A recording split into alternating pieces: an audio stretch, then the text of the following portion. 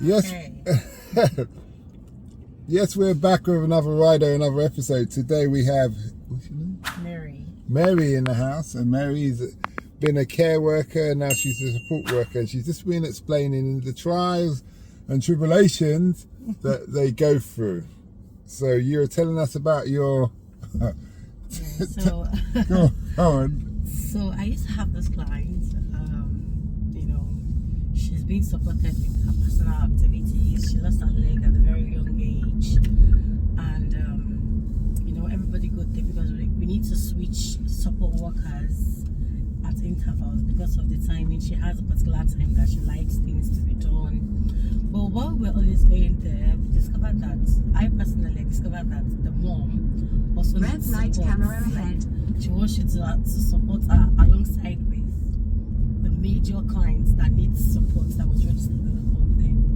So sometimes, in other words, the mum wants 2 for 1. yes, exactly. She wants 2 for 1. So whenever I go there, sometimes she will eat with plates and drop those plates in the sink for we carers to come and wash. And sometimes when we are there, that is when she starts complaining. Oh, she has back pain. Oh, she has leg pain. Oh, this. Oh, the helper. Exactly. So the helper or the mum? The point is the mom starts complaining that she has back pain, she has leg pain, so that you can also care for her. Okay. Whenever you are there. And aside the fact that the mom was, she was not helpful at some point, the daughter herself, sometimes she's always aggressive, sometimes when you go there, there's always a switch in her character, in her mood and everything. This minute she's nice to you, the next minute she'll just be like, no, don't do this, don't do that.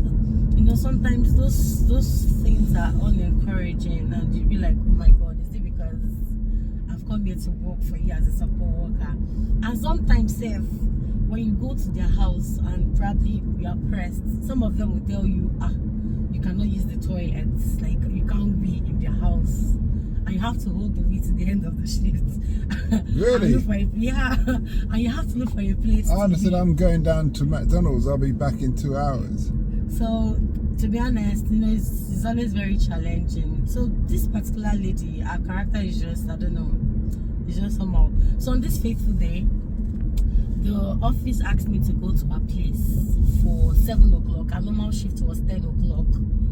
So I called the office back because it's been a while I went there. So I called them back and I was like, are you sure you really want me to go to this place for this 7 o'clock? Because this client doesn't really like our duties to be done for early morning. She's always awake around 10 o'clock. So the office was like, yeah, you can go. Yeah, you can go. You don't have to worry. You can go. Then I was like, probably they're sending me there. Maybe the timing has changed because, things change. Some of them, they like to change their routine due to one reason or the other and everything. So I left my house for about 5:30 to get to the place for 7 o'clock. Was it even 7 o'clock or 6? Was it 7 or 6? If I cannot even remember. But it was in between 6 and 7, sharp. So, and that day it was raining. Oh my goodness! Just imagine, as a support worker, you are going all about, as a care worker, you are going all about during the rain. So I got to the house. I pressed after I've agreed with the office and they've told me that that's the time that she wanted. So I got to the house. I pressed the bell, and when I pressed the bell, it was the mom that came to. In fact, she took a whole lot of time in coming to attend to me. So she just came to, she did not open the door. The mom did not open the door. She just came to the entrance and she was like, yes. I said, sorry, it was the office that asked me to come. I'm here for her care and all of that. She was like, no, the office cannot ask you to come by this time. I think you need to go back home because this is not the time they are supposed to come. The mom did not open the door. She was right inside and she was talking to me. I stood there in the rain. I was very angry.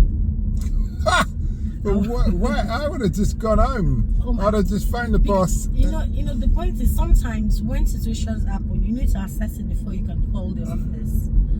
So I wanted, because I've called them the previous night to be sure if the timing was right, and they gave me this conviction that the timing was right. So I was there.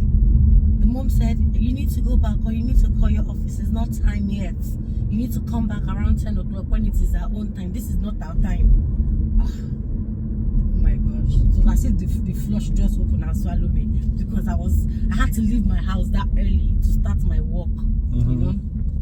Then I called the office. When I called the office, another person picked up, and the person was telling me, who asked you to go again? I said, I called the office yesterday. They gave me this time, and this person asked me to go.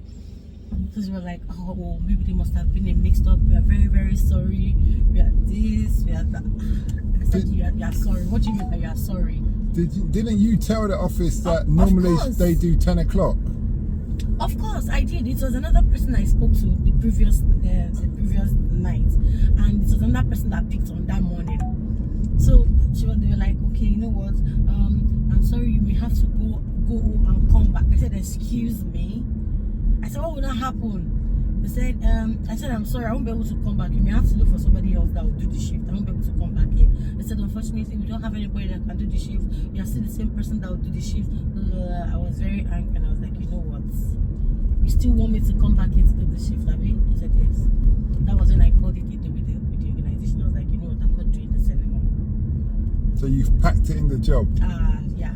I just had to, you know, I have to tell them, no, I'm not doing it. Even before I finally made up my mind with this particular case, there was one, because I usually look after the male client and the female client. I don't mind each one. So there was a particular male client that they said he had issues. But for me, if you ask me, I would say this person does not really have issues. He just needs somebody to, you know, stay with him and see to his duty. He doesn't really need a care, because he can do some things by himself, you know. So when I got to this particular person's house, okay, it was time for his personal care, because you have to support him with the personal care. Of course. What's the personal care? Like having a shower. You have to wash him. Yes, exactly. And this person can walk. He can walk. Yes, he can walk. How old is he? I think he was 50, like 50 something like that. So you go to, how old are you? I'm 29. So you go to a 50-year-old man. Yeah, to wash him. And he stands there naked, and you just wipe him down. Exactly.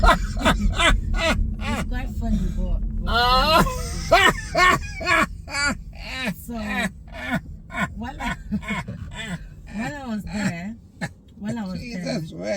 I was just like, oh my gosh.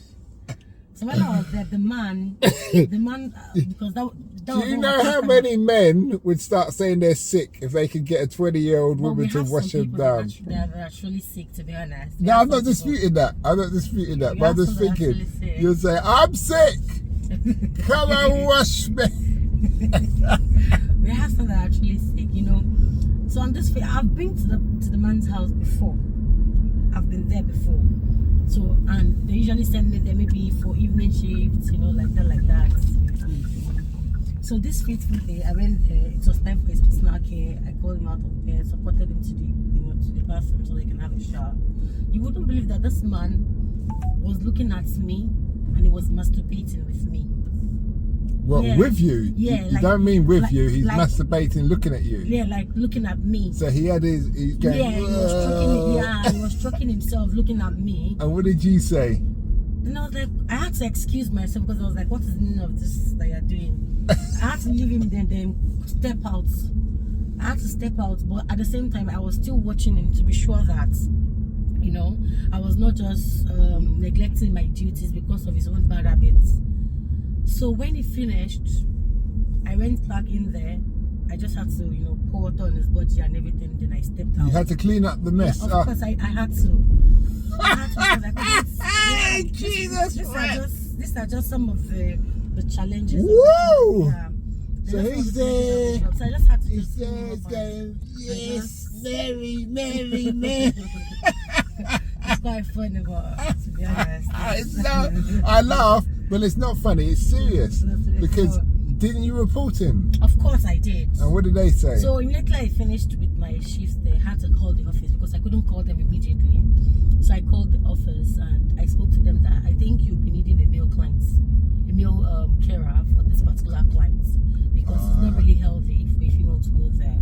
Yeah. What did they say? So they were like, yeah, that they realized that. Oh, so it's not the first time? Most likely.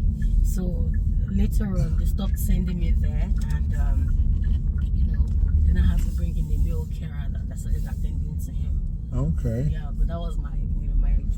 But even before them, they did not like stop sending me there. But each time they send me there, I used to cancel it. Okay. So my last, because we come to the end of the journey, my last question to you is, what would be your words of wisdom to somebody who's going to start a carer job? Well, I just feel whatever you are doing as a carer, just put your mind to it. Sometimes it requires a lot of patience, and if you're not patient, you get to see a lot of things that you're not really happy with, you're not really satisfied with. But it depends on how well you're able to manage the situation. So if you're able to manage the situation properly, me personally, I like to share in the lives of people. I like to be involved in people's life personally, and it is what I love to do. So I don't find those things challenging, because I already know that those people, they are challenged already. But whatever they do, I've found a way out of coming to realize that it is just them. I just need to drag myself out of the mess by doing my job, performing my job very well, and being patient with them, and that's it. And we've all been good all the way. Well, thanks a lot for that. We wish you well. Thank you very much. Thank you.